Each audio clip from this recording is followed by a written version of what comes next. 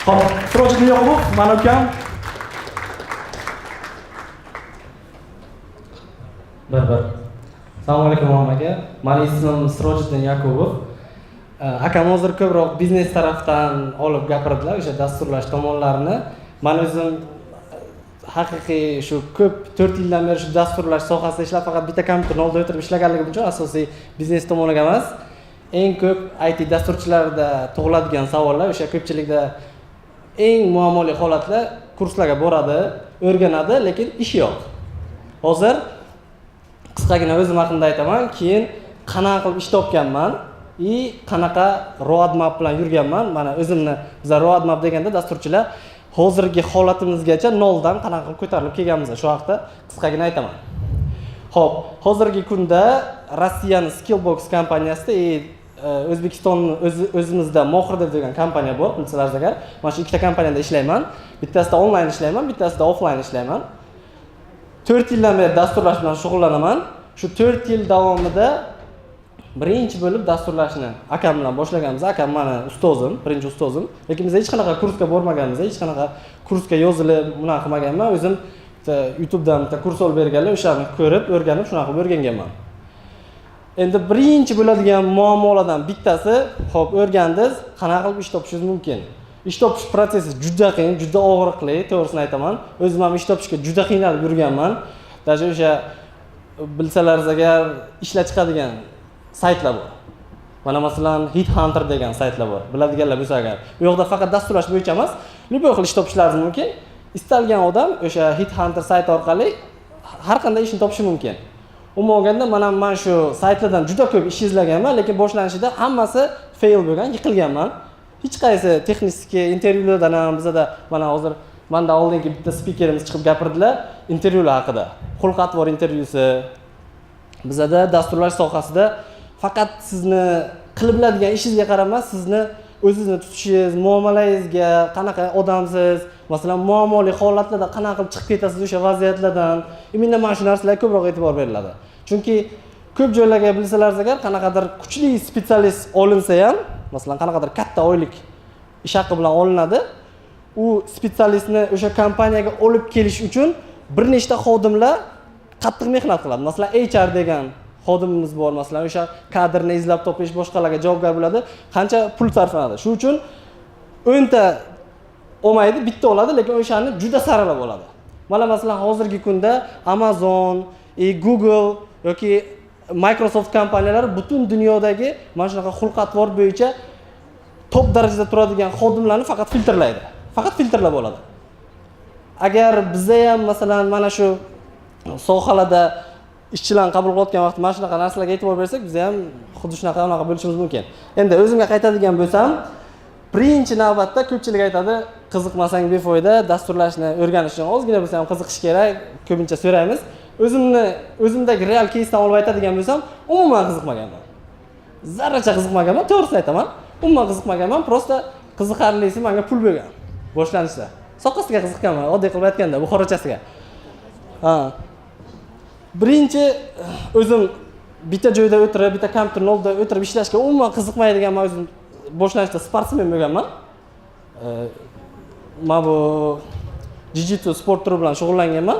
Lekin akam doim menga mana shu sohaga o'tgin, mana shu sohaga o'tsang puli yaxshiroq, shuni o'rgansang agar ko'proq pul topasan, sport orqasidan qiyinroq o'zgida. Chunki haqiqatda jiu-jitsu sport turi hozirgi kunda ham Olimpiada o'yinlariga kiritilmagan, hech qanaqa uning orqasidan pul topish iloji yo'q. Faqat qanaqadir musobaqalarga chiqib kelishingiz mumkin, o'z sog'lig'ingiz uchun yaxshi bo'lishi mumkin. Xo'p, shundan keyin o'tirib qiziqmasam ham o'rganish boshlaganman. Mayli, endi qiziqmasam ham bir harakat qilib ko'ray, yo'qdan bor qilib. O'sha paytda как раз karantin bo'lib qolgan. Karantin davrida qilishga ish yo'q. O'zim ozgina muddat avtomaktabda ham ishlaganman. Ish bo'lmaganligi uchun o'tirib o'rganishni boshlaganman. O'sha davrda o'rganib, где-то 1 oy ichida to'xtovsiz o'rganganman. Как раз akam aytganlarida 10 soatcha o'tirganman, lekin kompyuter tagida. 10 soat. Bir o'tirganga 10 soat o'tirib o'rganganman. Balki shuning hisobiga keyinchalik qiziqish paydo bo'lgandir. Lekin qiziqish paydo bo'lgan ko'pincha biznes treninglarga ko'pchilik biznes trenerlar aytadiki, 10 soat bitta sohaga o'tirsang agar, tamom, sen o'sha bo'yicha mutaxassis bo'lasan deydi ko'pchilik, to'g'rimi? Balki men ham o'sha 10 soatning nechidir qismini o'tib qo'yganligim uchun qiziqishim boshlangandir. qiziqishim boshlangandan keyin уже hamma ishimni yig'ishtirib ertalabdan kechgacha bitta kompyuterni tagiga o'tirishni boshlaganman. O'zimga ham g'alati tuyulib ketgan boshlanishida. Xo'p, ko'pchilik qiynaladigan taraflari yana bittasi matematikani bilish kerakmi deydi. Ko'pchilikga savol tug'iladi. "Ey, sen matematikani bilmaysan, sen qo'y boshlab o'tirma, sen aqling yetmaydi hisob-kitob, raqamlar bilan ishlashga." Chunki biz hamma narsani raqamlar bilan yozamiz-da. Shu dasturchilar hamma dasturlash tilida ko'proq ko'rgan bo'lsalaringiz agar bir chetdan borib ekraniga qarasalaringiz agar raqamlardan iborat. Qanaqadir harflar, raqamlar tushunarsiz. To'g'risi. Imminna mana shu narsaga ham 100% qo'shilmayman. Hech qanaqa matematikani bilish kerak emas. Men o'zim ham matematikadan juda zo'r emasman. Ingliz tilini bilish kerak deb hisoblamayman. Ingliz tilini ham umuman bilmaganman boshlanishida. Даже rus tilini ham bilmaganman. Lekin rus tilidagi video darslarni ko'rishni boshlaganman. Shunday qilib, ozginadan keyin уже o'rganib ketganman. Rus tilini ham, ingliz tilini ham.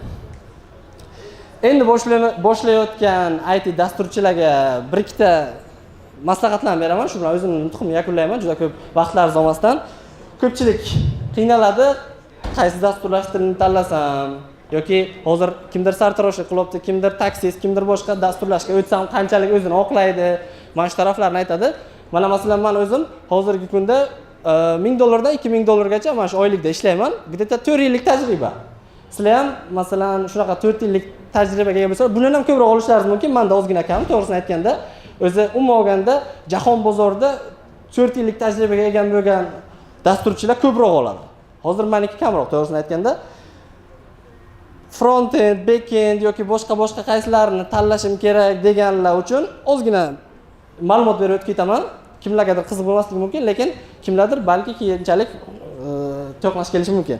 O'zi front-end deganda sizlar masalan mana bunaqa ko'rib turasizlar, saytni kirish qismida masalan kunuzga kirsalaringiz agar kirish qismida mana shu joylarni front-endchilar qiladi, orqa qismini back-endchilar qiladi. Meni o'zimni yo'nalishim back-end dasturchisi, men asosiy serverlarga qarayman. Serverlarni xavfsizligiga, nazoratiga mana shu masalan asosiy katta kompaniyalarda xavfsizlik birinchi darajada turadi. Kiber xavfsizlik, bilasizlar? Kiber xavfsizlik. Menga bitta yo'nalishim kiber xavfsizlikka borib taqaladi. Xo'p, backend deganda ko'pchilik miyasiga qanaqadir tushunarsiz narsalar kelishi mumkin. Oddiygina bitta misol bilan tushuntiraman. Juda oddiy misol. Mana masalan kitob javonimiz bor. O'sha kitob javonimizda bir 100 tacha kitobimiz bor. Bitta kitobni topishingiz kerak. Masalan, Atom odatlar degan kitobini qanaqa qilib topasiz? Agar 100 ta bo'lsa agar bu narsa muammo emas. Agar lekin 1000 taga yoki 2000 taga borsa u kitoblaringiz уже siz qanaqadir vaqt sarflash boshlaysiz. 10 minut, 20 minut vaqt ketib qolishi mumkin o'sha bitta kitobni topish uchun. Mana shu joyda masalan qanaqadir tartiblashni amalga oshirishingiz mumkin. A dan boshlanadiganlarni alohida, B dan boshlanadiganlarni alohida. Xuddi shunaqa backend dasturchilar mana shunaqa algoritmlar bilan ishlaydi asosiy. Mana shunaqa algoritm tartiblash, boshqa ma'lumotlarni saqlash shunga o'xshash. Xo'p, yana bir QA degan yo'nalish bor. QA asosiy endi boshlaydiganlar uchun juda ham mos yo'nalishlardan bittasi. QA da asosiy test yozadi. Test.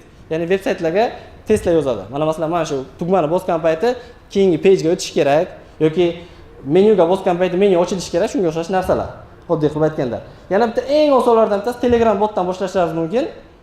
Men o'zim ham boshlanishda Telegram botdan ham boshlaganman, chunki Telegram botda ish topish juda oson. Hozir akam aytganlarda biznes tarafdan qarasalaringiz agar qanaqadir kelinki oddiy bitta jalyu sotadigan do'kon bor. Tovarini sotish uchun qanaqadir Telegram bot kerak. Ko'pchilik o'z Telegram botdan foydalanadi. Borib, o'sha bilan gaplashib, $300-400 ga olishingiz mumkin. Men o'zim ham masalan kichik zakazlar qilaman. To'g'risini aytganda, masalan qo'shiqchilarga qilib beraman botlar, o'zining musiqalarini sotish uchun yoki qanaqadir do'konlar bor, o'sha do'konda tovarlarni mana masalan Oqtepa lavashga o'xshagan shunaqa kichkina ochilgan firmalar bor, o'shalarga qilib beraman masalan, o'zini kataloglarini ko'rsatadi. Mana shunaqa. Umuman olganda o'tsa arziydigan soha. Rahmat e'tiborlaringiz uchun.